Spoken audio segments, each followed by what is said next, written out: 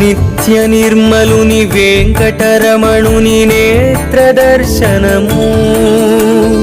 నిరుపమ దేవుని నీలవర్ణుని నిజ దేవతాని దర్శనము, సడలింపు నగల సిరులు దొరలగా హరిమేను మెరయగా,